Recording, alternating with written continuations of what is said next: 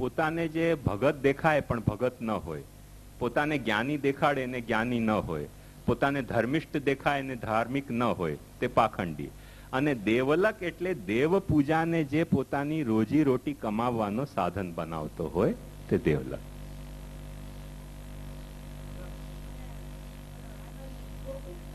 ગોપીના ઈશ એટલે ગોપીના પતિ ભગવાન કૃષ્ણ. કઈ કેવું છે? અચ્છા, હા હા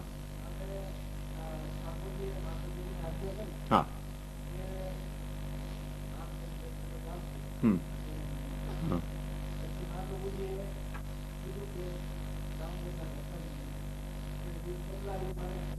હા હા,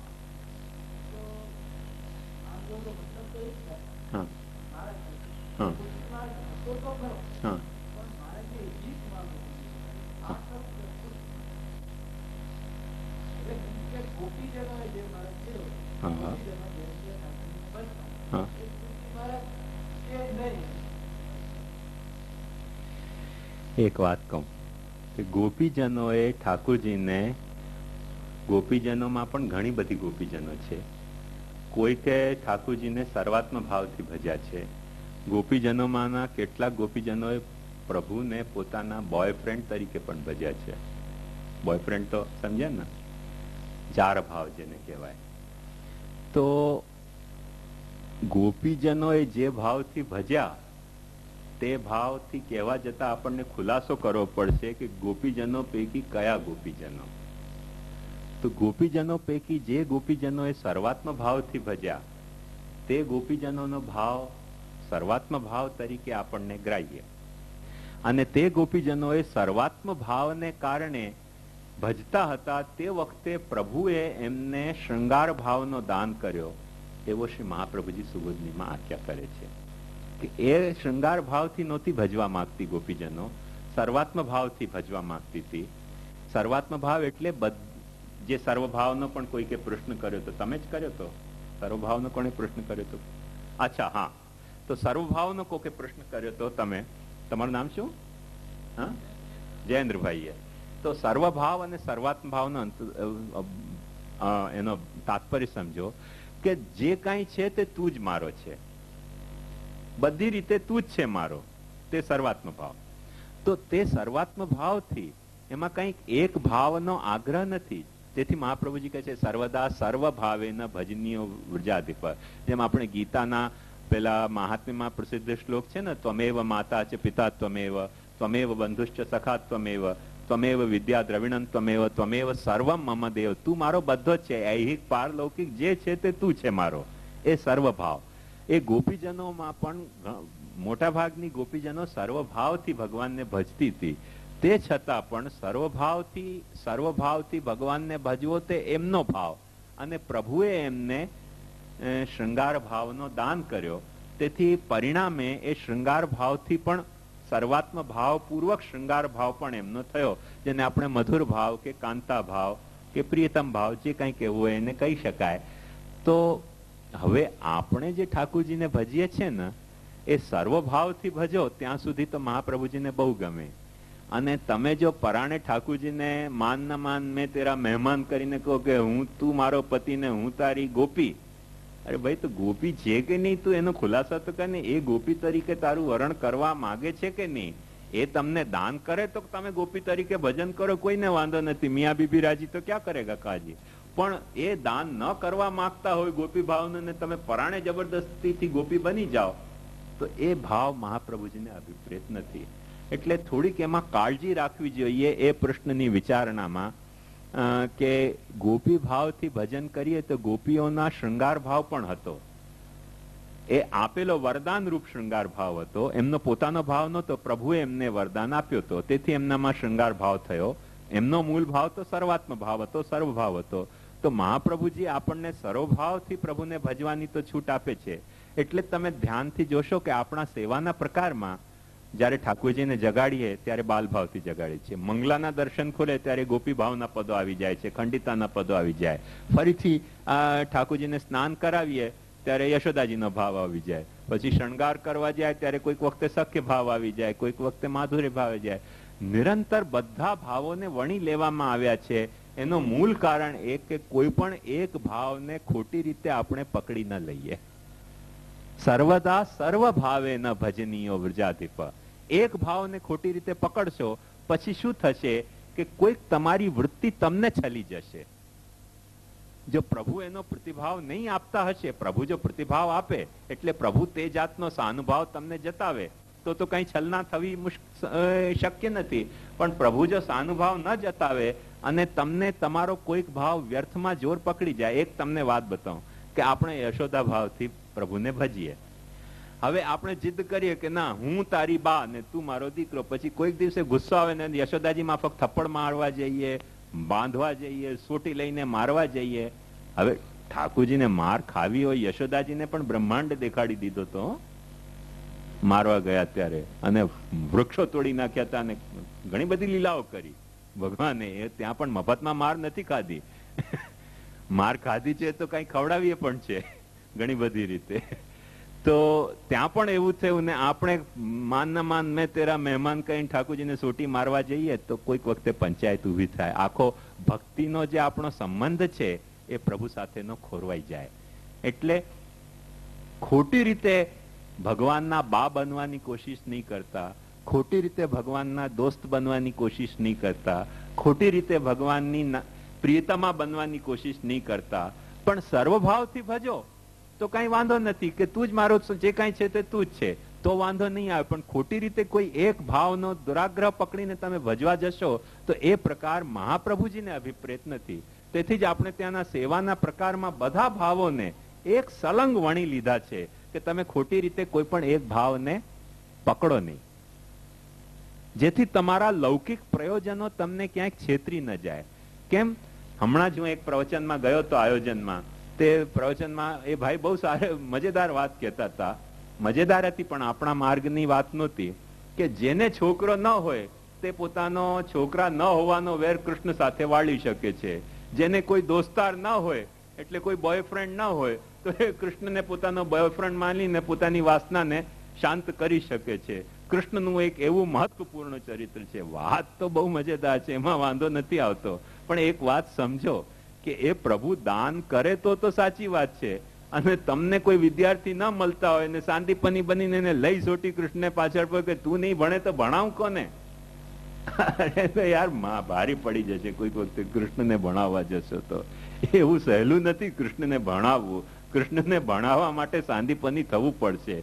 અને તમે સાંદીપની ખરેખર છો કે નહીં, તમે યશોદા ખરેખર છો કે નહીં, તમે ગોપિકા ખરેખર છો કે નહીં, તમે શ્રીદામાં ખરેખર છો કે નહીં, એની ચકાસણી કર્યા વિના તમે ભગવાન ઉપર સવાર થઈ જાઓ કે વાહ ભગવાન કૃષ્ણ શ્રીદામાનમ પરાજિત. ભગવાન શ્રીદામા સાથે રમત રમી રહ્યા હતા અને હારી ગયા. અને એમાં એમ થયું હતું કે ભાઈ જે હારી જાય એને ઉપાડીને પેલા ઝાડ સુધી જાય. ભાઈ ભગવાન હારી ગયા, કેમ કે દોસ્તારથી હારવું જોઈએ. હારી ગયા અને પછી એના ઉપર ભગવાન ઉપર સવાર થઈને શ્રીદામાં ગયા. હવે તમે કહો કે લ્યા હું તો તને દોસ્ત માનું છું ને હવે તારા ઉપર જ સવાર થઈ જાઉં મસ્તક ઉપર, નહીં તો કોના ઉપર સવાર થાઉં? એ કઈ ભગવાનના મસ્તક ઉપર આપણે બિરાજવાનું નથી, ભગવાનને આપણા માથા ઉપર બિરાજવાનું છે. એ કાળજી લેજો બસ. એટલે મહાપ્રભુજી કહે છે સર્વદા સર્વ ભાવે ન ભજનીયો વ્રજાધિપ. અને એ જ કાળજી લેવાની અહીંયા પણ કહી રહ્યા છે. ખ્યાલમાં આવ્યું ને? એટલે લૌકિક ભાવો પ્રભુ સાથે જોડતા પહેલા અતિશય કાળજી લેવાની છે. અને એ લૌકિક ભાવો જે છે એ પ્રભુ સાથે આપણે સર્વભાવના આધારે જોડી શકીએ, પણ લૌકિક ભાવના આપણા સર્વભાવમાં કોઈક લૌકિક ભાવને આપણે સંડોવી દઈએ અને તે રીતે પણ પ્રભુને ભજી લઈએ તો વાંધો નથી આવતો. પણ લૌકિક ભાવમાં જો સર્વભાવને સંડોવી દઈએ તો સર્વભાવ પણ લૌકિક ભાવ બની જતો હોય છે. અને લૌકિક ભાવને સર્વભાવમાં સંડોવી દઈએ, જેમ આજે મેં કહ્યું ને કે ઉપનિષદે બહુ સુંદર કહ્યું છે, જો સમજવા જેવી વાત છે. સત્ય શબ્દ શું છે? સત્ય. તેમાં ઉપનિષદ કે છે કે સ એ જે છે તે સત્ય છે અને ય એ પણ સત્ય છે, પણ વચ્ચે જે ત છે તે અનર્થ છે. અનર્થ શા માટે? એ કે છે એના માટે કે સ તમે બોલી શકો છો, સ બોલી શકો છો કે નહીં, ય બોલી શકો છો કે નહીં, ય બોલી શકો છો. હવે ય થી જોડ્યા વિના ત ને બોલો, અ નહીં જોડતા, આ નહીં જોડતા, ઈ નહીં જોડતા, ઉ નહીં જોડતા, ખાલી ત બોલો, બોલી જ ન શકાય. ઈ ત એવો ઉચ્ચારણ છે કે પોતાની મેલે એને બોલી શકાતો નથી, અનર્થ છે. પણ સ અને ય ની વચ્ચે સંડોવાઈ ગયો, તે અનર્થ પણ સત્યથી પીહિત થયો, તેથી સત્ય બની જાય છે. ઉપનિષદ એમ કે છે સત્યેન પીહિતમ તદેતદ અનર્થમ સત્યેન પીહિતમ તસ્માત સત્યમ ભવતિ. આ તો જે અનર્થ છે તે પણ સ અને ય ની વચ્ચે સંડોવાયો, તેથી સત્ય થઈ ગયો. હવે બોલી શકો છો. પહેલા સ બોલો, પછી ય બોલો, વચ્ચે ત બોલી શકાય. નહીં તો ત બોલવા જશો તો ત નહીં બોલવાય, અ સાથે જોડીને બોલવો પડે છે. ખાલી ત બોલીને બતાવો, એમાં અ ન જોડાયેલું હોવું જોઈએ, આ ન જોડાયેલી હોવી જોઈએ, ઈ જોડાયેલી ન, પછી બોલી શકાતું જ નથી. તેથી ઉપનિષદ કે તદેતદ અનર્થમ સત્યેન પીહિતમ. એમ તમારા લૌકિક ભાવને ચોમેર જકડી લો સર્વાત્મ ભાવથી, મહાત્મ જ્ઞાનથી ને સુદૃઢ સર્વતોધિક સ્નેહથી જકડીને પછી એની પ્રભુમાં વાપરો તો વાંધો નહીં આવે, કેમ કે એ બંને કાળજી લેશે. કોઈ માણસ લથડિયા ખાતો હોય ને, શરાબી, અને બે હોશના માણસો, એક એને આ બાજુથી પકડે, એક આ બાજુથી પકડે, તેને ઘર સુધી પહોંચાડી શકે. પણ એક માણસ હોશમાં હોય અને બે બાજુથી શરાબી હોય ને પકડી લઈને લથડિયા ખાતો હોય તો પછી ત્રણેય એક સામ ઠાકી રહે. નિયમાના યથાંદા. શરાબી નો એને આંધળો હોય અને વચ્ચે એક દેખાતો હોય ને, એક આંધળાએ આ બાજુથી પકડ્યો, બીજા આંધળાએ આ બાજુથી પકડ્યો હોય તો ત્રણે જ પડે. એની આંખ પછી કામ ના આવે, કેમ બંને બાજુથી આંધળાએ પકડી રાખ્યો, એને બંને બાજુથી શરાબીઓ પકડી રાખ્યો, પછી એને પડવા સિવાય કોઈ છૂટકો જ નથી. પણ એક શરાબીને બંને હોશવાલાઓએ પકડી રાખ્યો, એકને આ તરફથી એકને આ તરફથી, તો એને પહોંચાડી શકે ઘર. એમ સ અને ય થી સંડોવાયેલો ત બોલી શકાય છે, સત્ય બની જાય છે. પણ પોતાની મેળે જે ત છે તદેતદ અનર્થમ, ઉપનિષદ કે આ તો અનર્થ છે, બોલી જ નથી શકાતો. તો એ વાત સમજવી જોઈએ કે લૌકિક ભાવો મહાત્મી જ્ઞાન અને સુદૃઢ સર્વતોધિક સ્નેહના વચ્ચે સંડોવીને જે તમે ભગવાનમાં જોડી દેશો તો એના ભરોસે ગંગાત્વમ સર્વ દોષાણામ ગુણ દોષાદિ વર્ણના ગંગાત્વ નિરૂપ્યા થઈ જશે.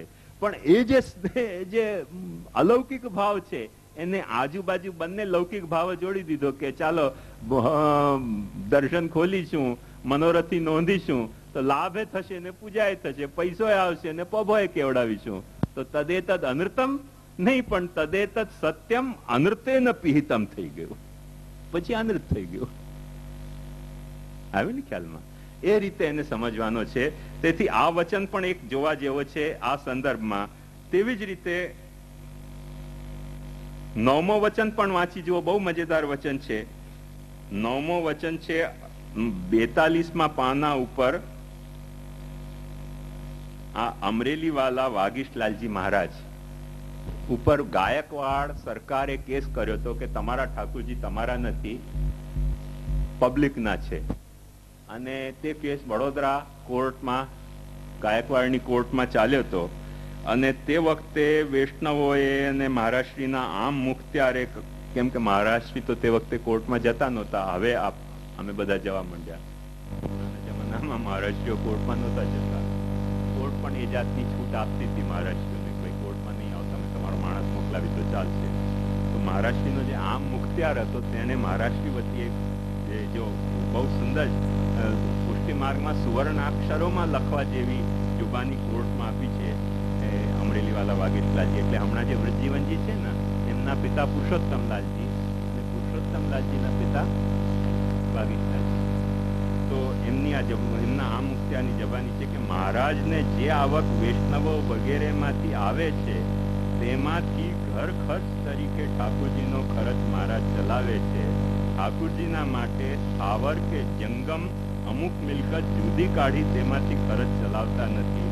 ઠાકોરજીના વૈભવનો, ભોગનો, આભૂષણ, વસ્ત્ર વગેરેનો ખર્ચો મહારાજ કરે છે. પોતાની આવક ઉપર એ સર્વે ખર્ચો કરે છે.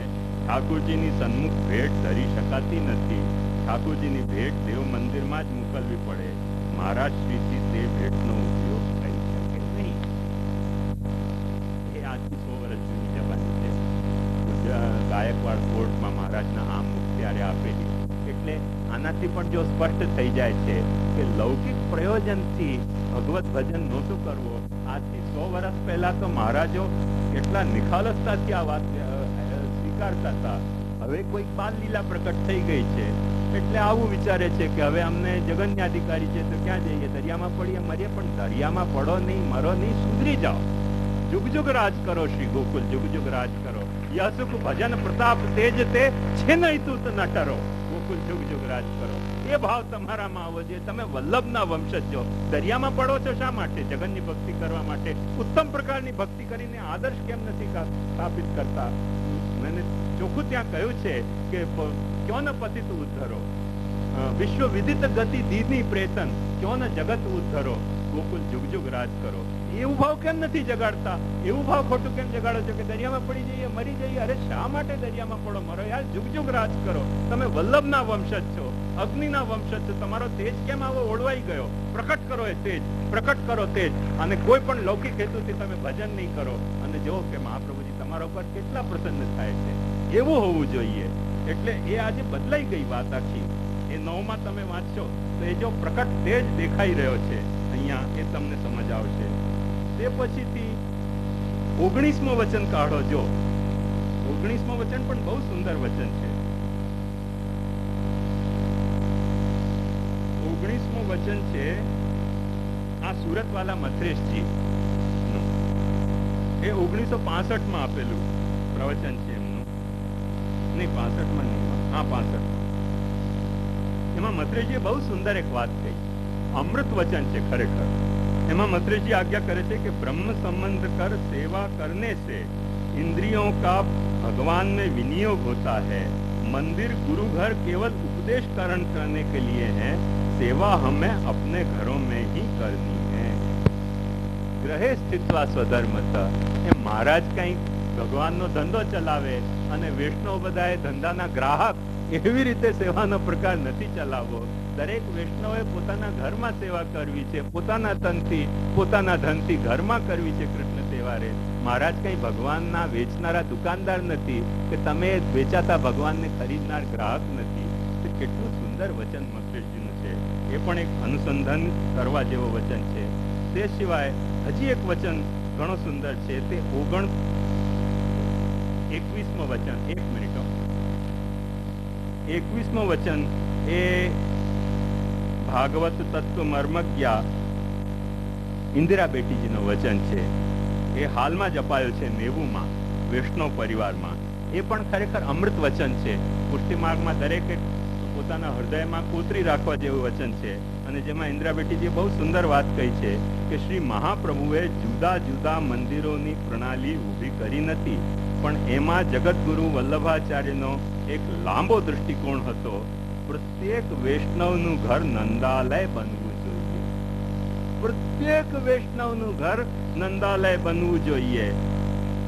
એક મંદિરની બાજુમાં એક બહેન રહે, તેમને ત્યાં ઠાકુરજી બિરાજે, મંદિરની આરતીના ઘંટા એમને સંભળાય, સેવા કરતા બેઠેલી એ બહેન ઠાકોરજીના વસ્ત્રો કાઢી સ્નાન કરાવતી હોય, ત્યાં આરતીના ઘંટા પડ્યા, પેલી ઠાકોરજીને પડતા મૂકીને મંદિરે દોડી, થોડીક વારે ઘેર આવી. હવે વિચાર કરો કે આવી રીતે કોઈ સેવા કરે તો એમાં સેવાનો આનંદ આવે ખરો? અહીં તો પ્રત્યેક વૈષ્ણવનું ઘર નંદાલય છે. એટલે ઘરના છોકરા ઘંટી ચાટે ને મંદિરની હવેલીને આટો. આ પ્રણાલી સાચી નથી. ઇન્દિરા બેટીજીએ બહુ સુંદર વચન કહ્યું છે અને દરેક પુષ્ટિ માર્ગીએ સમજવા જેવું છે. એ વાત આપણને જે આપણે જોઈ ગયા કે આચાર્ય ચરણની વાણી, વ્યાખ્યાકારોની વાણી અને મૂલક ક્રમાગત જે વાણી અહીંયા સુધી આપણે લાવ્યા, તેમાં પણ હજી ભૂતલ ઉપર બિરાજમાન ગોસ્વામી બાલકોએ પણ એ વચનામૃત કર્યા છે. તે ખરેખર અમૃત વચન છે. અને તેનાથી આપણને હવે આ પ્રશ્નનો આપણે જો હા કે નામાં ઉત્તર આપવો હોય તો આપણે જોઈ શકીએ છીએ કે સેવા કરતાના પરિવારમાં ભક્તિનો વિકાસ. એક સેકન્ડ, હા, એક વખતે આ થઈ જાય કે સેવા કરતાના પરિવારમાં ભક્તિનો વિકાસ, જનતાને ભગવત સેવાની સુવિધા આપવી, ભગવત સેવા કેમ કરાય તે શીખવવું, ધર્મનો પ્રચાર અને આવક રળવી આદિ લૌકિક પ્રયોજનો. તો આ પ્રયોજનો પૈકી આપણે સમજી શકીએ છીએ કે આવક રળવી આદિ લૌકિક પ્રયોજનો એ તો નલૌકિક પ્રભુ કૃષ્ણ મનુતે નૈવ લૌકિકમ થી જ કેન્સલ થઈ ગયું. હવે રહ્યો ધર્મનો પ્રચાર. તો ધર્મનો પ્રચાર કરવો એ તો પ્રત્યેક ધર્માચાર્યનો કર્તવ્ય છે. ધર્મનો પ્રચાર કરવો જ જોઈએ, પણ ધર્મનો પ્રચાર કરવા માટે ધર્માચાર્યના જે સ્વામી છે એને સંડોવવો, એને પરિશ્રમ આપવો કે સેવકે પોતે પરિશ્રમ લેવો? તો ધર્માચાર્ય તરીકે સેવકે, એ સ્વામીનો જે સેવક છે એને પોતે પરિશ્રમ લેવો જોઈએ. ગામે ગામ મહાપ્રભુજી પધારતા હતા, પોતે વૈષ્ણવોને તે ઉપદેશ આપતા હતા, વૈષ્ણવોને ઠાકોરજી પધરાવી આપતા હતા કે સેવા કરો. આજે ગામે ગામથી વૈષ્ણવોના ઠાકોરજી પધરાવી લેવામાં આવે છે કે તમે ગ્વાલ મંડલીમાં પધરાવી દો, કેમ કે તમે કુવાનું પાણી નથી વાપરતા, કેમ કે તમે મરજાદ નથી કરતા, કેમ કે તમારી પાસે નેક ભોગ રાગનો વૈભવ નથી, તમારી સેવા તમારા માથે બિરાજતા ઠાકોરજી પુષ્ટિ પુરુષોત્તમ જ નથી, એ તો ગુરુ છે, ગુરુ ભાવથી બિરાજે છે. આવા બધા હેતુથી વૈષ્ણવથી ઠાકોરજી ઝૂંટી લેવા, આવી સેવાની અઘરી પરિસ્થિતિ બનાવી દેવી કે અભરાઈ ઉપર ચઢાવી દેવાની ઈચ્છા થાય, તો એ ધર્મ પ્રચારનો તરીકો નથી. ધર્મ પ્રચારનો તરીકો તે કે જે શ્રી મહાપ્રભુજીએ અપનાવ્યો, શ્રી ગુસાઈજીએ અપનાવ્યો. ગુસાઈજી 9 વખત ગુજરાતમાં પધાર્યા, અને 9 વખત ગુજરાતમાં પધાર્યા તે 9 હવેલીઓ સ્થાપી છે ગુસાઈજીની? એકે હવેલી સ્થાપેલી નથી. ગુસાઈજીએ પુષ્ટિ માર્ગની એકે હવેલી સ્થાપી નહીં, પણ કેટલા બધા ગુજરાતના વૈષ્ણવોને ઠાકોરજી પધરાવી આપ્યા, જે ગુસાઈજીના નિધિ સ્વરૂપે આજે પણ બાળકોના ઘરમાં સેવા થઈ રહી છે. તો એ ધર્મનો પ્રચાર કરવો એ ધર્માચાર્યનો કર્તવ્ય ખરો, પણ એમાં કઈ સ્વામીને સંડોવીને ધર્મ પ્રચાર કરવો એટલે આ તો પછી કેવું થાય કે ધારો કે ઘરમાં પરણીને એક બાયડી આવી અને એનો ઘરમાં કામ કરવાનો પ્રયોજન તો ખરો, પણ એ કે અચ્છા ઝાડુ તમે કાઢો ને, પછી ઝાડુ ને ખૂણામાં હું મૂકી દઈશ, વાસણ તમે માજો પછી લૂંછી હું દઈશ, રસોઈ તમે બનાવો પછી ભાણામાં હું પૂરસી દઈશ. પછી બાયડી કે ભાયડી? એ તો સવાલ થાય કે નહીં? આવું જે કરે તે બાયડી કહેવાય કે ભાયડી કહેવાય? કે બધું કામ તો એનાથી કરાવી લે, ઉપરનો ખાલી હાથ પોતે લગાવી દે કે હા ચાલો વાસણ તમે માંજો, લૂંચીને હું મૂકી દઈશ, રસોઈ તમે બનાવો, ભાણામાં પીરસી હું દઈશ. એ તો બહુ વિચિત્ર વ્યવહાર થઈ ગયો કે નહીં? આ ઠાકુરજી થી બધા કામ કરાવી લેવા, પૈસા કેવી રીતે ભેગા કરવા બોલે કરો ઠાકુરજીને આગળ, વૈષ્ણવ કેવી રીતે ભેગા કરવા બોલે કરો ઠાકુરજીને આગળ, શોખ મોજ કેવી રીતે કરવી, લડ્ડુ પૂડી કેવી રીતે ખાવી કરો ઠાકુરજીને આગળ, અને પછી કેવું કે હે દાસ, હે સ્વામી, હું તારો દાસ, તારા વિના મારો કોણ ઉદ્ધાર? ઠાકુરજી સમજે છે કે કયો ઉદ્ધાર તમને ઠાકુરજીથી જોઈએ છે. એ પેલો આત્મોદ્ધાર નથી જોઈતો, શોખ મોજ વાળો ઉદ્ધાર તમને જોઈએ છે. એટલે મોકાણ એની છે. ધર્મ પ્રચારમાં કોઈ વાંધો નથી, ધર્માચાર્યનો કર્તવ્ય છે ધર્મ પ્રચાર કરવો. આચિનોતિ શાસ્ત્રાણી આચાર્ય સ્થાપયત્યપી ઉપદેશેતિ અન્યાંશ્ચ તમાચાર્યમ પ્રચક્ષતે. જે શાસ્ત્રને સમજે, શાસ્ત્રને સમજાવે, શાસ્ત્રને પોતાના અમલમાં લાવે, શાસ્ત્રના સિદ્ધાંતને, અને શાસ્ત્રના સિદ્ધાંતને લોકો કેવી રીતે અમલમાં લાવી શકે તેવી જાતના લોકોને સમજાવે, તેનું નામ આચાર્ય. તો એ આચાર્ય તરીકે ધર્મ પ્રચાર કરે એ તો અતિશય વાંછનીય કૃત્ય છે, પણ એમાં સેવાને સંડોવવાની ન હોય, પોતે સેવા કરવાની હોય, ઠાકુરજીની નહીં, વૈષ્ણવોની. કેમ કે વૈષ્ણવોની પણ અમારે સેવા કરવાની હોય છે. હરિગુરુ વૈષ્ણવ એક સમાન.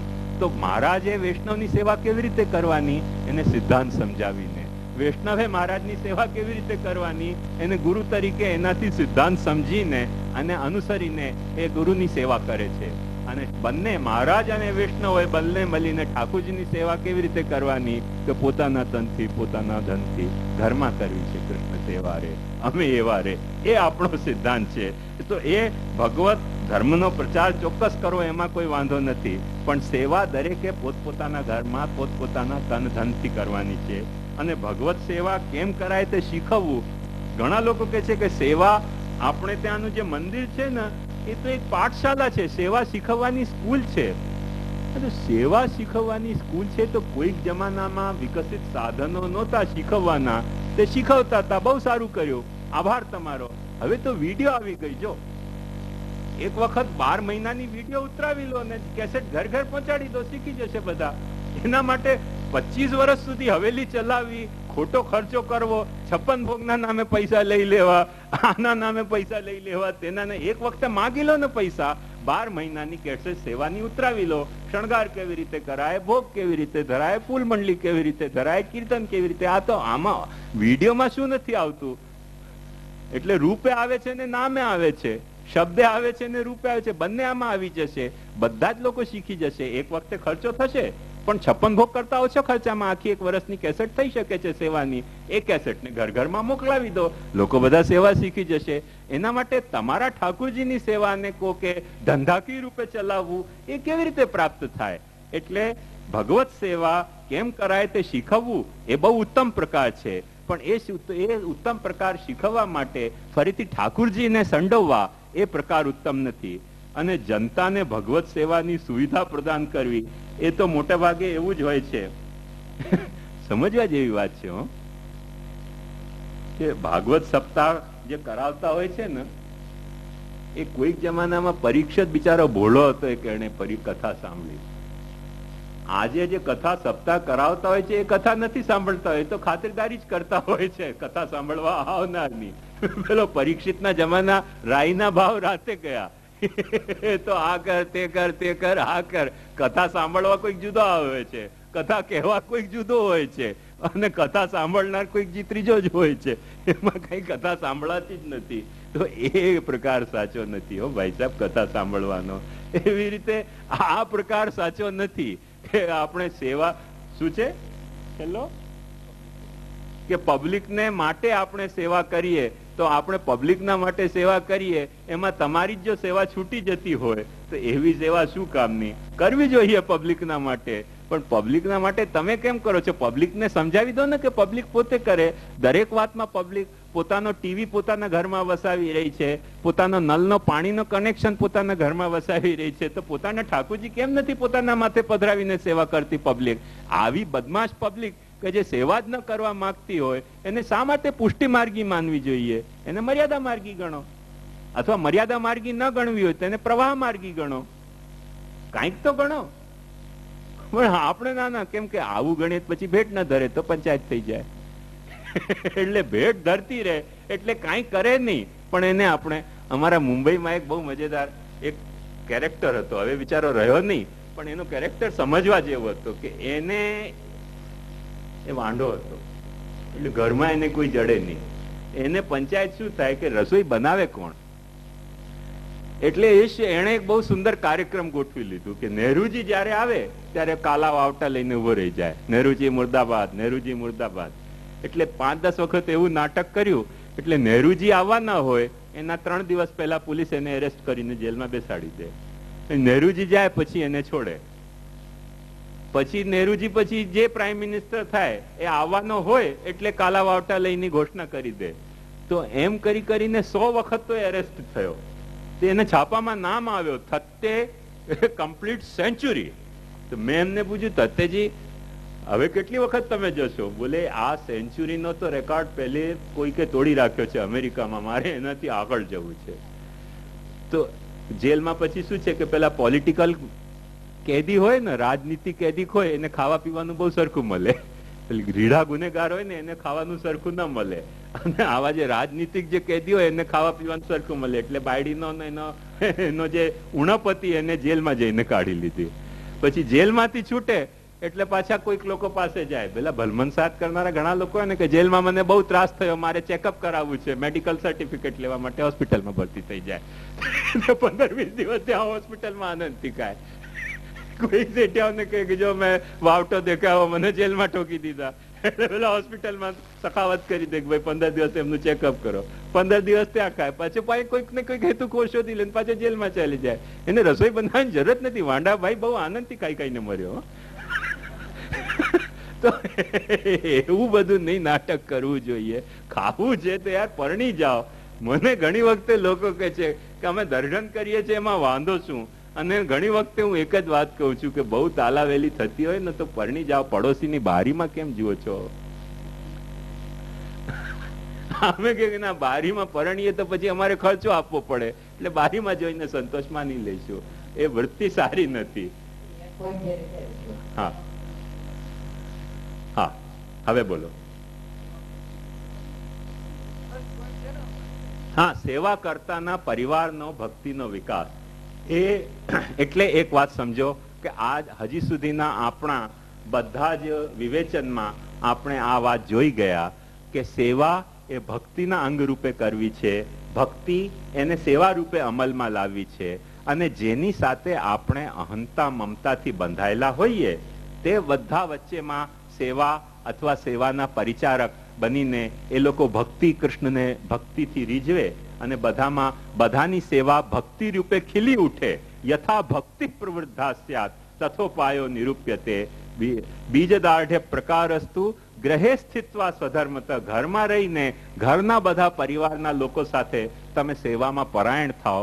જે વ્યક્તિ ઘરનો જેવી રીતે સેવામાં તમારો સહયોગી થઈ શકે તેવી રીતે સહયોગી થાય અને ધીમે ધીમે રહીને તે રીતે સેવા કરતા કરતા ઘરના દરેક માણસમાં સેવાના કારણે ભક્તિ ખીલી ઉઠે. એ ભક્તિ સેવાથી કોઈ નોખી નથી. કેમ કે સેવા એ ભક્તિમય સેવા કરવાની છે.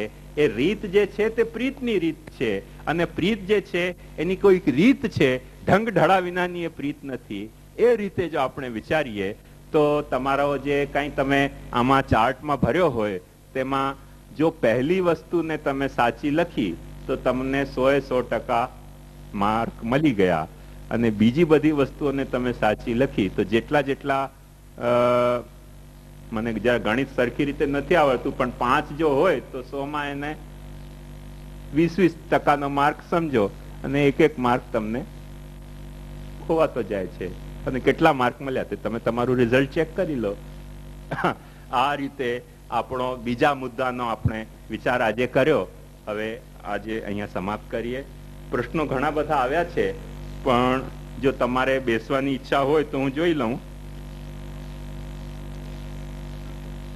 હા, મને જોવાની કોઈ તાલાવેલી છે જ નહીં, મોકલાવ્યા છે એટલે જોઈ રહ્યો છું.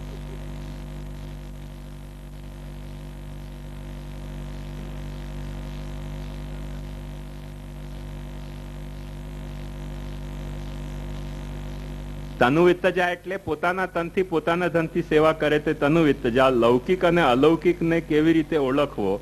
લૌકિક એટલે લૌકિક ભાવોથી કરવામાં આવે તે લૌકિક, અને લૌકિક ભાવોથી ન કરવામાં આવે તે અલૌકિક. નિષિદ્ધાચરણ એટલે જે કામની મનાઈ કરવામાં આવી હોય તે કરીએ તો નિષિદ્ધાચરણ કહેવાય. ઐહિક પક્ષ અને પારલૌકિક પક્ષ, આ સત્ય પણ સમજાવતો. ઐહિક પક્ષ એટલે આ દુનિયાવી સંબંધી કોઈ પણ વાત તે ઐહિક પક્ષ, અને પારલૌકિક એટલે પરલોક સંબંધી કોઈ પણ વાત તે પારલૌકિક પક્ષ. અને મેં પતિ પત્ની હંમેશા બંનેમાં એકને બ્રહ્મ સંબંધ, આ આપણે પછીથી વિચારીશું. આ મુદ્દા કોઈ ગંભીર મુદ્દો છે. પતિ પત્નીનો પાછો ઝઘડો છે ને એટલે કંઈ વધારે વિચાર આમ વિચારીને બોલવું જોઈએ, વગર વિચાર બોલીએ પાછા નહીં તો કંઈ કૌભાંડ થઈ જાય. એટલે દ્રઢઈને ચરણ કેરો ભરોસો ગાઈને આપણે હા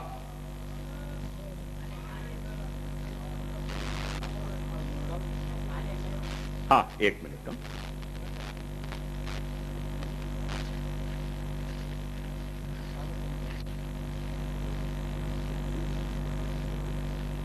સેવા પ્રદર્શન.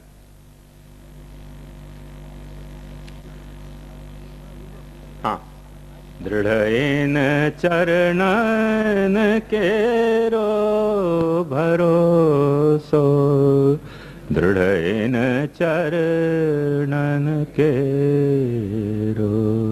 શ્રી વલ્લભ નખ ચંદ્ર છટાબેન, સબ જગમાં જ અંધેરો. સાધન और नहीं या कली में, जासो होत निवेरो भरोસો. दृढ़ेन चरणन केरो. सूर कहा कहे द्विविध आंधरो, बिना मोल को चेरो भरोસો. दृढ़ेन चरणन केरो.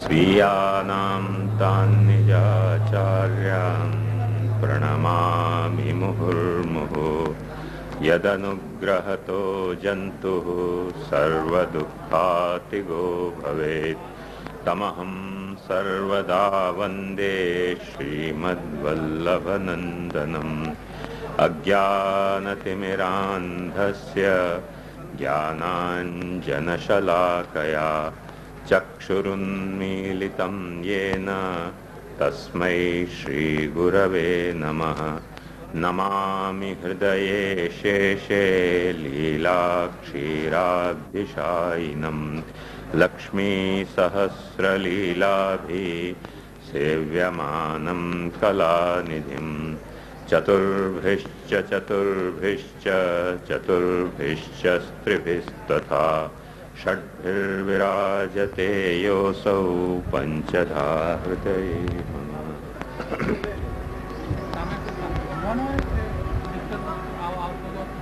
હા, એક થોડો હા.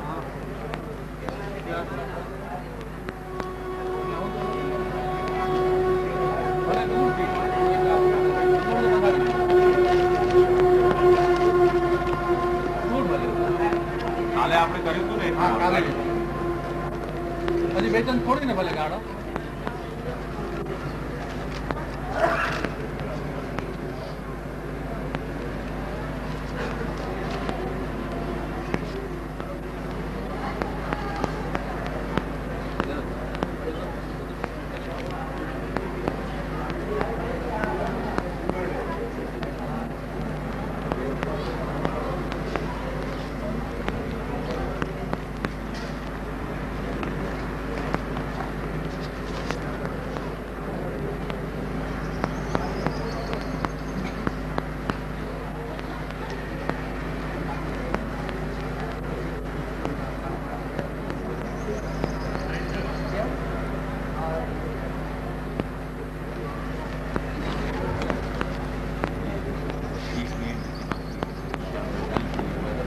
ભલે એક લોટી ધરો.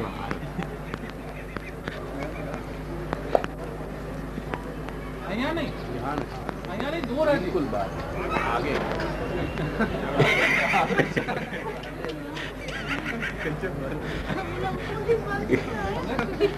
હજી દૂર ઘણા બધા.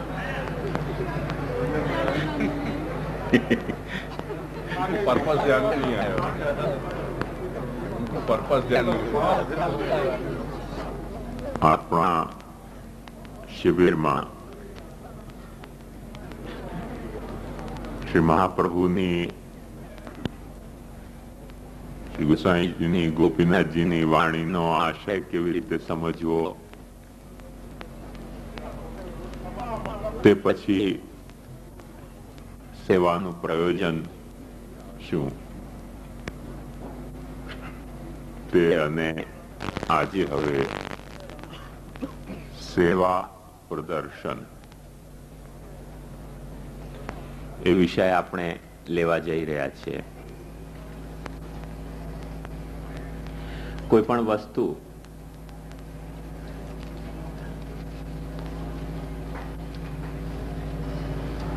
ની સાથે કેવી રીતે વર્તવું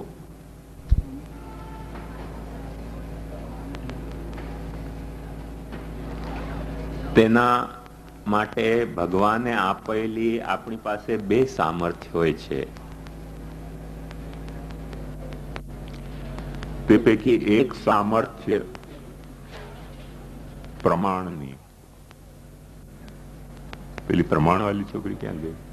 હા, બસ તો. અને બીજી સામર્થ્ય હોય છે પ્રયોજનની.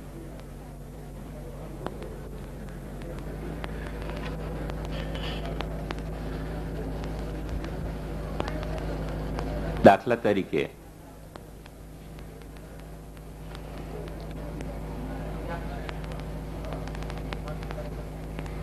આપણે બજારમાં ગયા હોઈએ,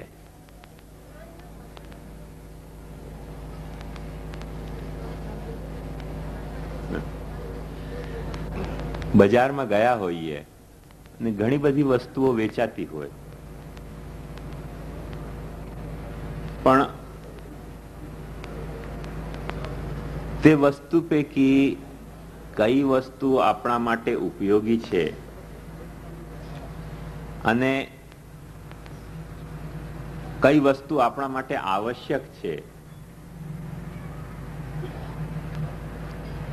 તે જાણવાની આપણી કાબેલિયત ન હોય તો ઘણું બધી વસ્તુ આપણે ખરીદી લઈએ. અહીંયા ગામડામાં તો હશે કે નહીં મને ખ્યાલ નહીં, અહીંયાની બધી પ્રદેશથી બહુ વાકેફ નથી, પણ મોટા શહેરોમાં એવો એક શોખ હોય છે લોકોને. જેમ કોઈકને ફરવાનો શોખ હોય, કોઈકને રમવાનો શોખ હોય, એમ કોઈક લોકોને માર્કેટિંગનો શોખ હોય છે. એનું કારણ કે પેલો પૈસા પાકેટમાં વધારે હોય ને પછી બસ માર્કેટિંગ કરવા જાય. એ કોઈક શહેરમાં ગયા બોલે ચાલો માર્કેટિંગ કરવા જશું, ખરીદી કરવા. પછી ખરીદતા જ જાય. એમ પેલી પાકીટને હળવી કરવી હોય ને, એમાં કામનું હોય નહીં કામનું હોય, જે કઈ નવું દેખાય. અમે એક વખતે બનારસ ગયા હતા, ચરણાટમાં ગુસાઈજીનો ઉત્સવ ઉજવવા. એટલે અમારા સાથે અમુક ભાઈઓ પણ હતા, બહેનો પણ હતા. એટલે બનારસ પહોંચતાની સાથે જ મેં બધાને વોર્નિંગ આપી દીધી કે જો અહીંયા બનારસી સાડી વેચાય છે, પણ જે તરફ પેલી બારી ઉઘડતી હતી, જે ધર્મશાલામાં ઉતર્યા, મેં કીધું એ બારીને જરા બંધ રાખજો, નહીં તો બધાનું ધ્યાન સત્ર કરતા પેલી સાડીમાં જશે. કેમ કે વેચાય છે ને, એટલે બનારસમાં આવ્યા આપણે ને પછી કાંઈક તો ખરીદી કરવી જોઈએ ને બનારસની, ને સાડી વેચાતી હોય તો બધાનું ધ્યાન તે તરફ પહેલા જાય કે ચલો માર્કેટિંગ કરો સાડીની. હવે તે જ સાડી પાછી મુંબઈમાં પણ મળતી હોય, પણ પેલી શોખ હોય ને માર્કેટિંગ કરવાનો, એટલે બનારસ ગયા તો કંઈક ખરીદીને લાવ્યા કે નહીં. એવું એ જ્યાં જે ચીજ વેચાતી હોય ત્યાં આપણને પેલી કામની હોય તોય ખરીદીએ, ન કામની હોય તોય ખરીદીએ. ખરીદવું કેમ પાકીટ થોડીક હળવી કરવી જોઈએ વજન વધી ગયો હોય તો. અમારે એક બહુ ઓળખીતા હતા, એ એક વખતે મને કહેતા હતા શું કરીએ મહારાજ, થોડાક પૈસા વધી ગયા હતા. એમને ઘણા બધા ધંધા એવા જ હતા બેઠી જાતના, એટલે કરવું મહેનત ન કરવું પડે પણ પૈસા આવતો રહે. પૈસા વધી જતો હતો. પેલા ધંધામાં લાગેલા પૈસા હોય ને કોઈક એવા ધંધામાં કે આમાંથી નાખીને એમાં નાખો ને એમાંથી નાખીને એમાં નાખો ને ધંધો જાય, તે જાતના મૂડીના ધંધા જુદા હોય છે. ને એક બેઠા ઢબના જેમ મકાન બનાવી દીધું, ભાડું આવી રહ્યું છે, પછી ખેતરમાંથી કંઈક પાક આવી રહ્યો છે, પછી આમ ક્યાંક વ્યાજ ઉપર મૂકી રાખે છે. એવા બધા ઘણા પૈસા ભેગા થઈ જતા હોય છે. એમાં પછી કરવાનું કશું હોય નહીં, પૈસા ભેગા થાય કરું છું. ને મને કહેતા હતા 5-10 લાખ જરા ભેગા થઈ ગયા હતા તો અમે વિચાર્યું કે જરા જાપાન ફરી આવીએ. મેં જાપાનમાં ફરવા તો આ પહેલા પણ ગયા હતા, એટલે થોડુંક ત્યાંની જાપાનની વસ્તુ ખરીદી લાવી, બસ ખાલી શોખ ખાતર. તેથી પાકીટ થોડી હલકી થઈ જાય. 5-10 લાખ ભેગા થઈ ગયા તેવા. તો આપણને ખબર ન પડે કે પાછી લાવેલી વસ્તુ આપણા કામની છે કે નહીં. નવી દેખાણી ને એટલે ખરીદો, પાકીટ હળવી કરવી છે. તો આપણને પ્રભુએ બુદ્ધિ આપી છે. લક્ષ્મી વાહનો તો આવું કરે, એમાં વાંધો નહીં, પણ પ્રભુએ આપણને એક સામર્થ્ય આપી છે, અને તે સામર્થ્ય પ્રમાણની. પ્રમાણની સામર્થ્ય એટલે કે આપણે પીછાણી શકીએ કે કઈ વસ્તુ મારા કામની છે, કઈ વસ્તુ સાવ નકામી છે. હવે કંઈક નવી લાગે ને આપણે ખરીદી લઈએ તો ઘણી બધી નકામી વસ્તુ ઘરમાં ભેગી થાય, અટાળો થાય, પછી એનો વરસમાં કામ ના આવે કોઈ દિવસે. છતાંય આપણને એમ લાગશે કે સંગ્રહેલો સાપ એ કામ આવે એટલે મૂકી રાખો ને ક્યારેક કામ આવશે. એ પેલો કચરો ભેગો થતો જ જાય, એનો સફાઈ થાય નહીં. દિવાળી ઉપર પણ ન થાય સફાઈ, કેમ કે સંગ્રહેલો સાપ એ કામ આવે. આવું ઘણી વખતે લોકોની વૃત્તિ હોય છે. એ લોકો પોતાની પ્રમાણ વૃત્તિને વાપરતા નથી હોતા. પ્રમાણ વૃત્તિ આપણે વાપરીએ તો આપણને ખબર પડે કે કઈ વસ્તુ આપણા કામની છે ચોક્કસ લેવી, ન લેવી એવી નહીં. પણ નકામી વસ્તુઓનો આપણે સંગ્રહ કરીએ તો આપણે પ્રમાણ વૃત્તિ વાપરી નહીં.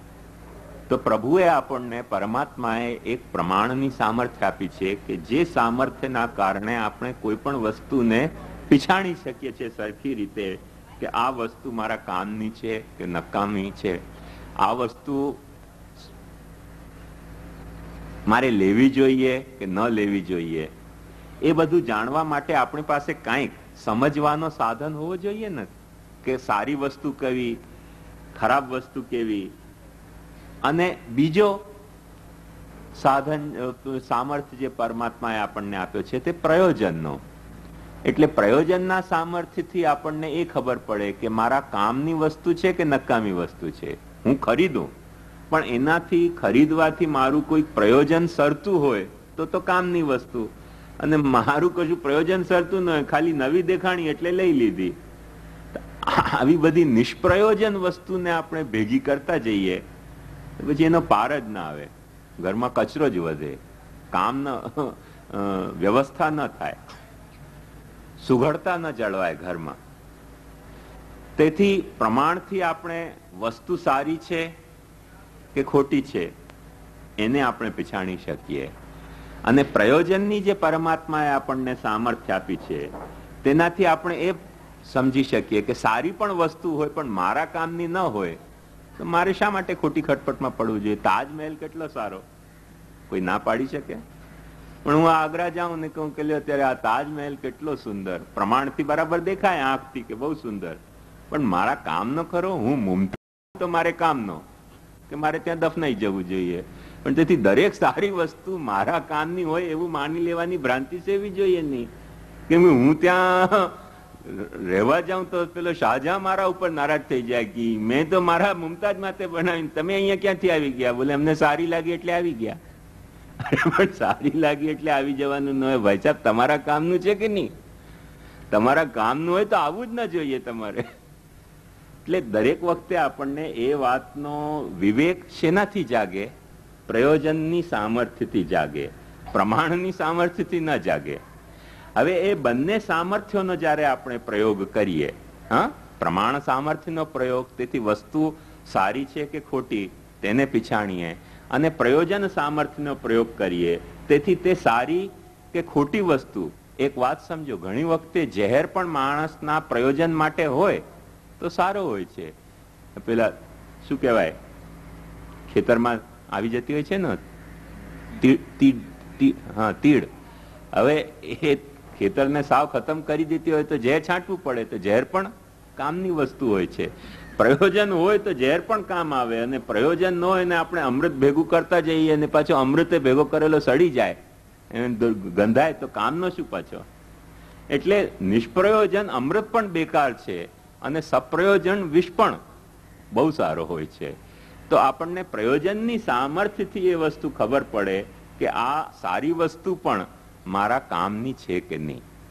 તે પૈકી આપણે બે સામર્થ્ય પુષ્ટિ માર્ગમાં કેવી રીતે કેળવવી તેનો 2 દિવસના સત્રમાં આપણે વિચાર કર્યો કે પ્રમાણ સામર્થ્ય આપણી પાસે શું છે.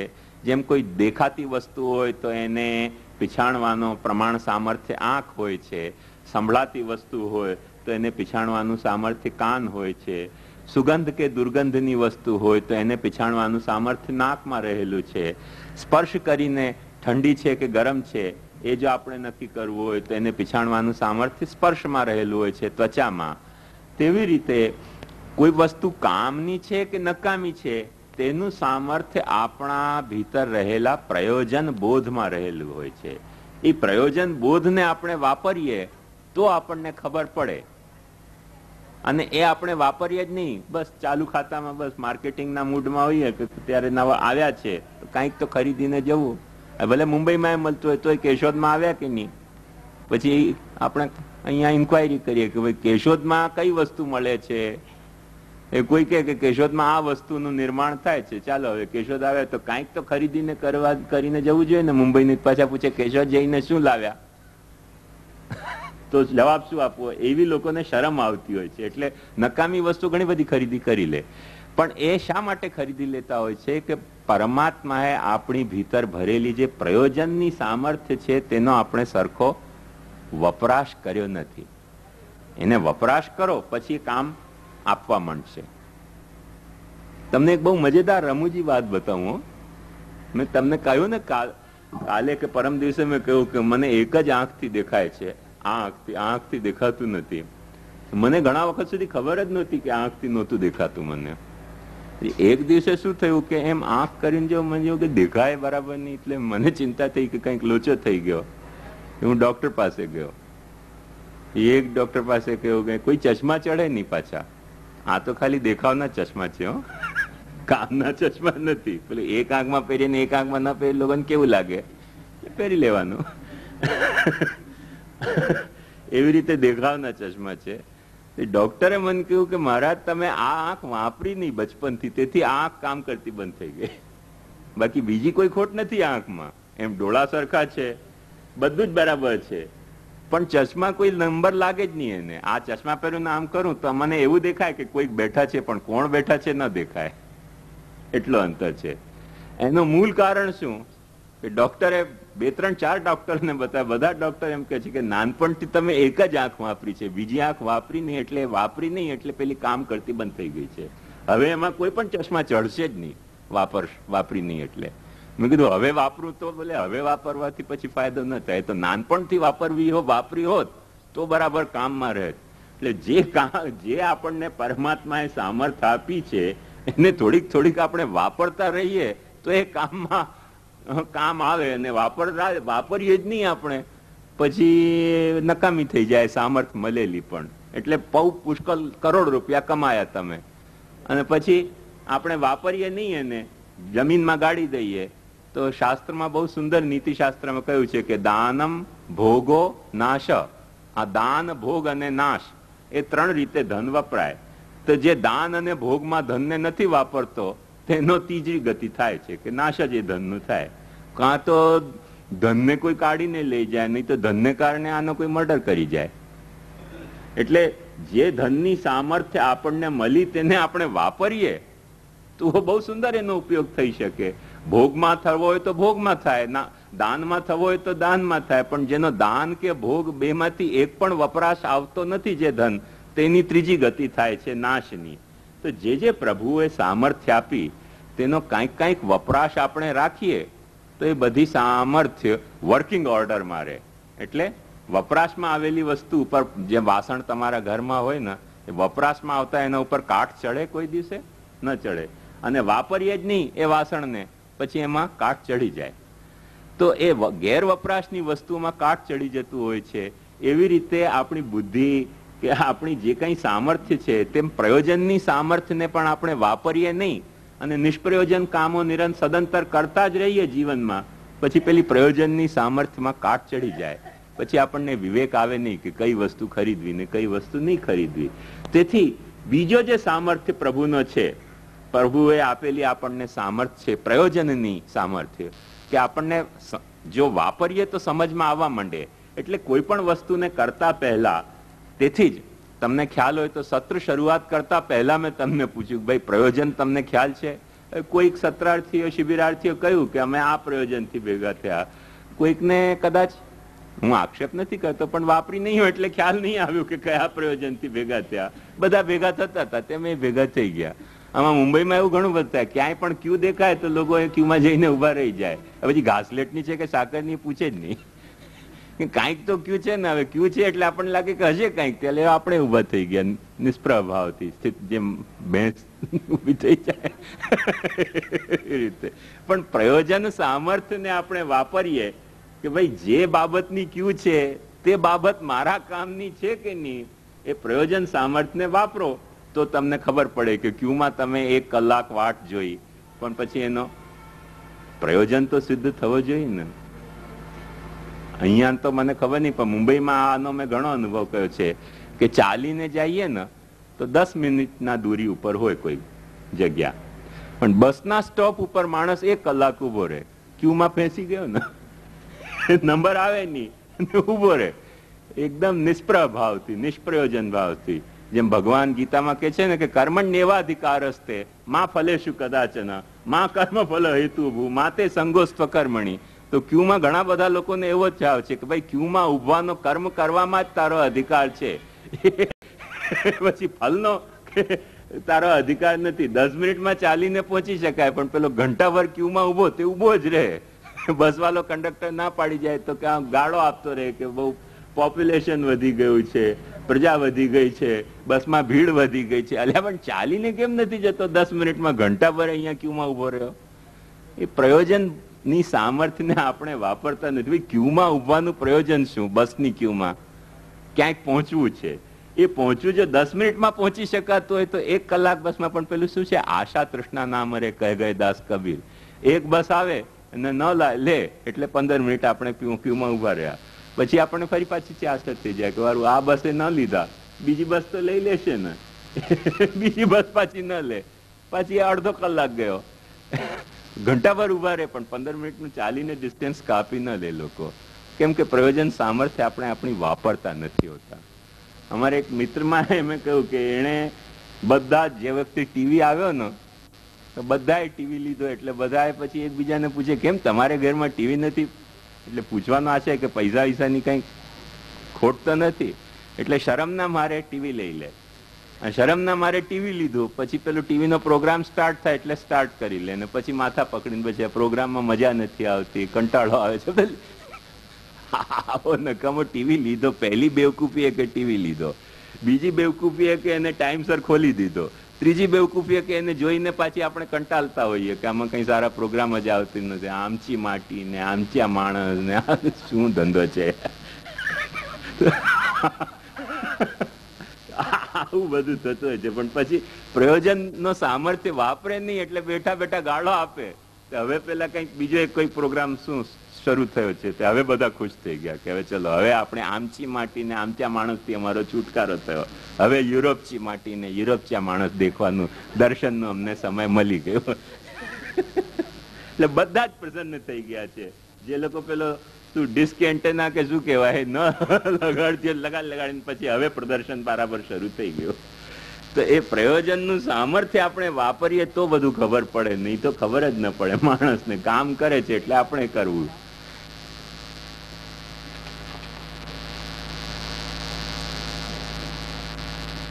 ઈ તો સમજાવી રહ્યો છું. કોણ પૂછે છે?